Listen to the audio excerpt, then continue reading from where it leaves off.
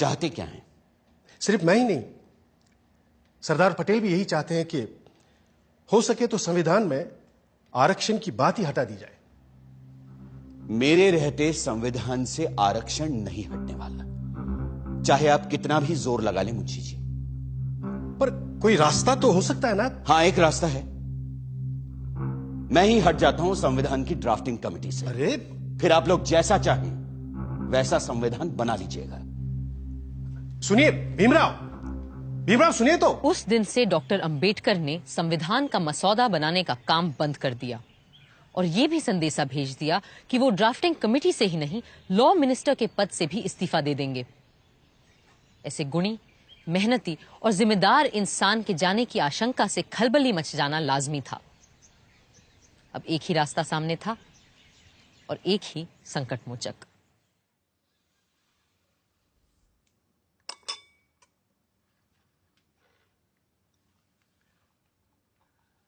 मुंशी जी की बातों से आप नाराज हो गए भीमराव?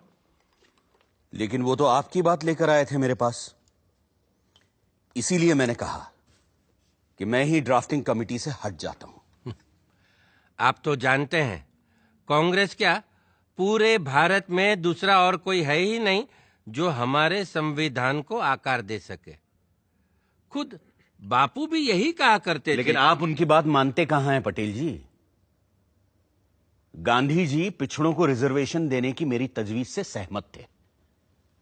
पंडित नेहरू ने तो खुद पंडित होते हुए भी यह कहा कि सदियों से हिंदुओं ने निरीह अछूतों और आदिम जातियों को बेबसी, दरिद्रता और अशिक्षा में रखा। फिर अगर हमें उन्हें सबके साथ बराबर लाना है तो हमें उन्हें स्पेशल ट्रीटमेंट देना ही होगा। आपकी बात सही है, पर आप तो जानते हैं कि बड़े पदों पर हम मेरिट के आधार पर ही लोगों को ले पाएंगे। तो फिर क्लर्कों की नौकरी के लिए इतना बड़ा जोखिम उठाना? जोखिम?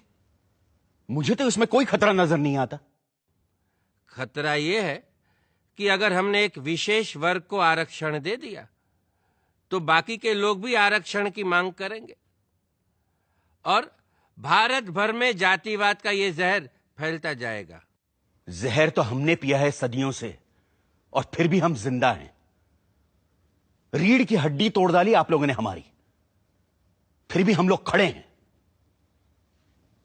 अरे एक बार हमें अपने बराबर आने का मौका तो दीजिए पटेल जी, फिर देखिए कैसे हम आगे निकल जाते हैं। और यह काम बिना आरक्षण के नहीं होगा। अगर फिर भी मेरी बातें आपको जहरीली लग रही हैं तो मैंने अपना इस्तीफा तैयार रखा है, आप खुद लेते जाइएगा।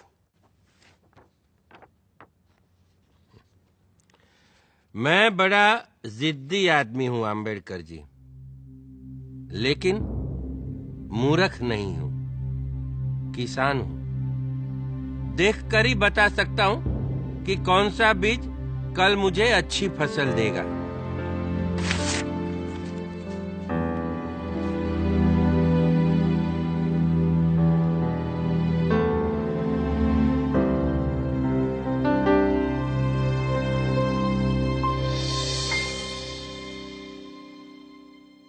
इस तरह